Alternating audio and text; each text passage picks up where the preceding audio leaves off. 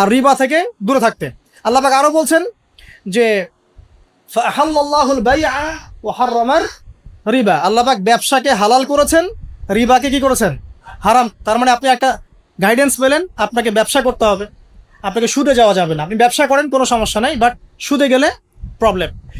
এই ব্যাপারে আল্লাহ পাক আরও বলছেন ইয়া আইয়ুহাল্লাযীনা আমানু হে মুমিনগণ ইত্তাকুল্লাহ, আল্লাহকে ভয় করো, ওয়া যারু মা বাকিয়া মিনার রিবা, তোমরা সুদের অবশিষ্ট সব অংশগুলো ছেড়ে দাও, সুদের লভ্যাংশগুলো ছেড়ে দাও, চক্রবৃদ্ধি হারে সুদ খেও না। ওয়াইল্লাম তাফআলু, তোমরা যদি এটা না ছাড়ো তাহলে ফাআযারু বিহারবি মিনাল্লাহি ওয়া রাসূলিহি, তাহলে আল্লাহ এবং তার রাসূলের সাথে যুদ্ধের ঘোষণা শুনে না। তো এখানে আপনি জীবনে চলার পথে রিজিকের আপনি গাইডেন্স পেলেন। ব্যবসা করবেন আলহামদুলিল্লাহ, চাকরি করবেন আলহামদুলিল্লাহ, আপনি দান সাদকা করবেন, যাকাত দিবেন, এগুলো সব পারমিটেড। কিন্তু আপনি রিবায় যেতে পারবেন না, মজুদদারি, কালোবাজারি, দুর্নীতি, এগুলোতে যেতে পারবেন না, এটা প্রহিবিটেড। মাপে কম দিতে পারবেন না। মানে আল্লাহ পাক আপনাকে জীবনে চলার পথে রিজিকের সোর্সের ব্যাপারেও গাইডেন্স দিলেন কোরআন থেকে, ঠিক আছে? তো এখানে আমরা ইনশাআল্লাহ তাআলা যারা সুদের সাথে সম্পৃক্ত আছি আজকে তওবা করে ফিরে আসবো ইনশাআল্লাহ। কারণ আপনার তাকদিরে যে রিজিকটা আছে, এই রিজিক না শেষ করে আপনি পৃথিবী থেকে বিদায় নেবেন না। আপনার জন্য চয়েস দুইটা, এই রিজিকটা কি আপনি হারাম পথে যাচ্ছেন নাকি হালাল পথে যাচ্ছেন? হারাম পথে চাইলে ওই পথে আল্লাহ পাক আপনাকে দিবেন, রিজিক শেষ করবেন, মৃত্যুবরণ করবেন। আর হালাল পথে চাইলে ওই পথে আল্লাহ পাক দিবেন, আপনি রিজিক শেষ করবেন, তারপর মৃত্যুবরণ করবেন, তার আগে মরবেন না ইনশাআল্লাহ। আল্লাহ পাক কথাগুলো বোঝার তৌফিক দান করুন, আমিন। এই যে ব্যবসা বাণিজ্য, চাকরি বাকরি হয়ে গেল, এখন কি আপনার পরিবারের ব্যাপার আছে। আমি শেষ করে দিচ্ছি। আপনার পরিবারের কিছু ব্যাপার আছে। এখন পরিবার গঠন করবেন, মাশাআল্লাহ, এখানে কি কোরআন গাইডেন্স দেয় নাই? অবশ্যই দিয়েছে। সূরা তাহরিম এর 6 নম্বর আয়াত পড়ে দেখেন, আল্লাহ পাক বলছেন যে ইয়া আইয়ুহাল্লাযীনা আমানু হে মুমিনগণ কু আনফুসাকুম ওয়া আহলিকুম নার, তুমি নিজে জাহান্নামের আগুন থেকে বাঁচো, তোমার পরিবারবর্গ সবাইকে জাহান্নামের আগুন থেকে বাঁচাও। এখন পরিবার গঠন করতে হলে আমার এইটা মেনে চলতে হবে। মানে এমন পরিবার গঠন করতে হবে যেই পরিবারের সদস্যরা আল্লাহকে ভয় করে, রাসূলের আদেশ মেনে চলে, নামাজ কালাম ঠিক মতো পড়ে, দিনের বুঝ আছে, ফরজ ওয়াজিব সুন্নত মোস্তাহাব মেনে চলে, পর্দা মেনে চলে। এমন পরিবার গঠন করা ছাড়া অন্য জায়গায় যাওয়া যাবে না। কারণ আমাদেরকে এমন পরিবার গঠন করতে আল্লাহ পাক বলেছেন যে পরিবারের সদস্যদেরকে তুমি জাহান্নামের আগুন থেকে বাঁচাবে। তো এখানে আমি পারিবারিক দর্শন পেলাম। এখানে মোটা থেকে কিছু কথা বলে দেই যে বিয়ে করার সময় অবশ্যই দিনদারিতাকে প্রাধান্য দিবেন, বাকি বিষয়গুলো পরে, রূপ সৌন্দর্য বংশ টাকা পয়সা পরে, আগে দিনদারিতা। ছেলের ক্ষেত্রেও মেয়ের ক্ষেত্রেও বিয়েটাকে সহজ করবেন, কঠিন করবেন না। বিয়ে যত সহজ হবে জেনা তত কমে যাবে, বিয়ে যত কঠিন হবে জেনা তত বাড়তে থাকবে।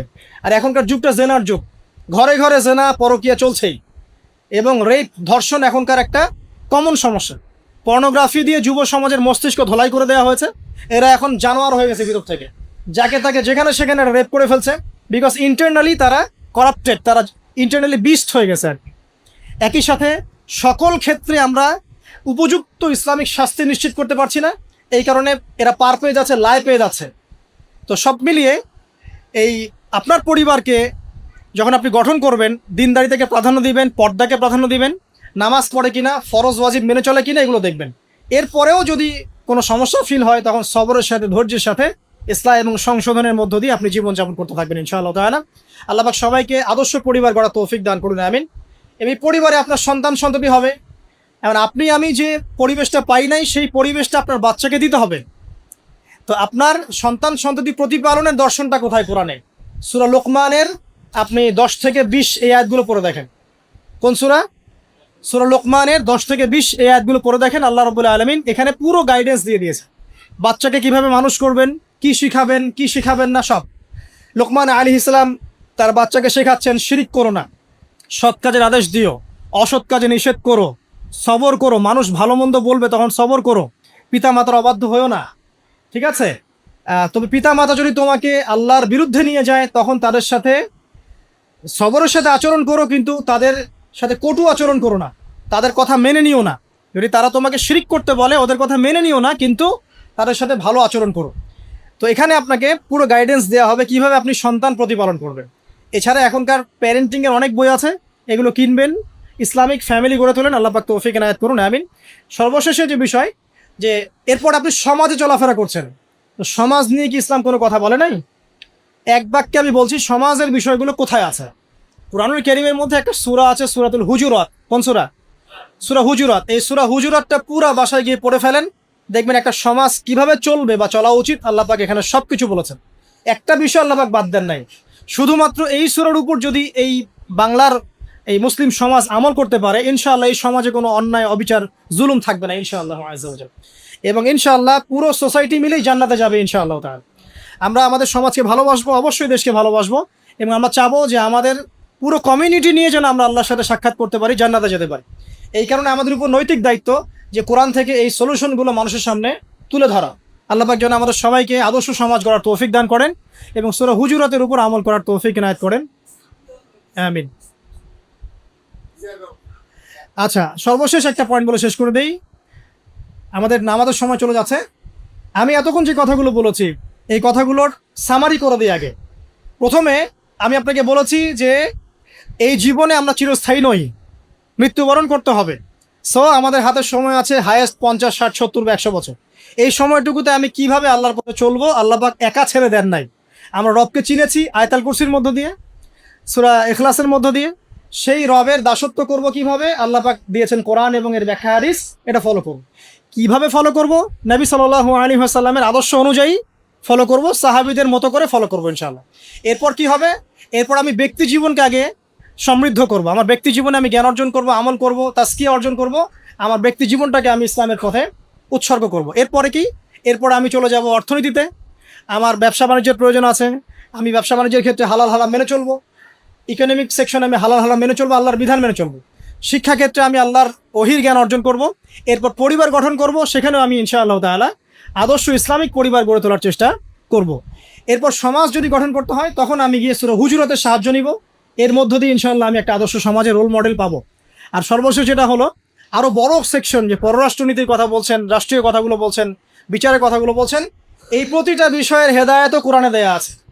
এখন এই যুগে, এই সময়ে, এই একবিংশ শতাব্দীতে এসে এই পশ্চিমাদের দৌরত্বের এই যুগে আমরা এটা কতটুকু করতে পারবো আমরা জানি না, কিন্তু জেনে রাখা ভালো। জাস্ট জানার জন্য বলছি। আল্লাহ রাব্বুল আলামিন কোরআনুল কারীমের মধ্যে বলেছেন যে ইয়া দাউদ, হে দাউদ, সূরা সাদের 26 নম্বর আয়াতে আল্লাহ পাক বলছেন, ইয়া দাউদ, হে দাউদ, ইন্না জাআলনাকা খলিফাতান ফিল আরদ, হে দাউদ আমি তোমাকে পৃথিবীতে খলিফা করেছি।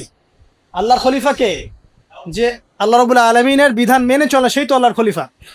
হে দাউদ আমি তোমাকে পৃথিবীতে খলিফা করেছি, তোমার কাজ কি, ফাহকুম বাইনান নাসি বিল হক, তোমার কাজ হচ্ছে মানুষের মধ্যে হকের মানদণ্ডে বিচার ফয়সালা করবে।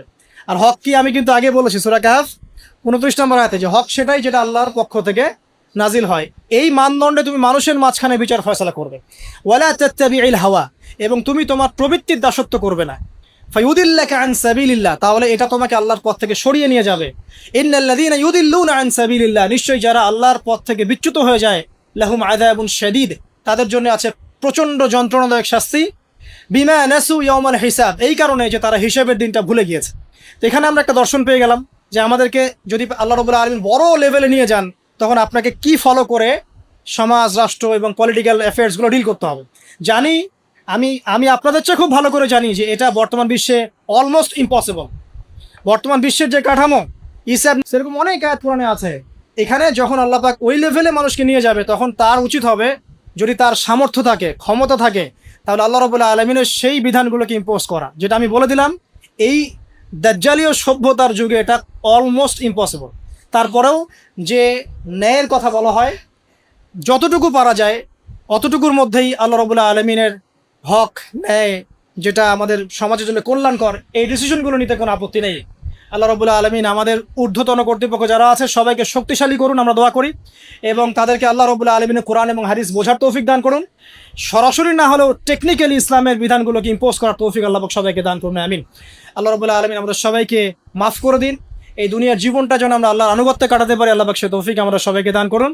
এবং আমরা আরও বলছি যে আল্লাহ রাব্বুল আলামিন আমাদেরকে কোরআন সুন্নাহর জ্ঞানী হওয়ার তৌফিক দান করুন, বেশি বেশি করে আমল করার তৌফিক দান করুন, আদর্শ ইসলামিক পরিবার গড়ার তৌফিক দান করুন। পাশাপাশি আমাদেরকে যারা রিজিকের সমস্যায় ভুগছি, হালাল রিজিকের সোর্স যাদের জুটছে না, আল্লাহ পাক এই বেকারত্ব দূর করে দিন এবং হালাল রিজিকের পথ প্রশস্ত করে দিন, আল্লাহুম্মা আমিন। আমাদের সমাজটাকে আল্লাহ রাব্বুল আলামিন কোরআনের কাঠামোতে করে তোলা তৌফিক দান করুন, এবং আল্লাহ পাক আমাদের ঊর্ধ্বতন কর্তৃপক্ষ যারা আছে সবাইকে শক্তিশালী করুন, যাতে করে তারা ইসলামের কল্যাণে কাজ করতে পারেন, আমিন। সুবহানাকা আল্লাহুম্মা বিহামদিকা আশহাদু আল্লা ইলাহা ইল্লা আনতা আস্তাগফিরুকা ওয়া আতুবু ইলাইক। আসসালামু আলাইকুম রহমতুল্লাহি ওয়া বারাকাতুহু। যারা সুন্নত পড়েন নাই সংক্ষিপ্ত করে 2 রাকাত সুন্নত পড়ে নেন, ইনশাআল্লাহ আমরা সুন্নতের পর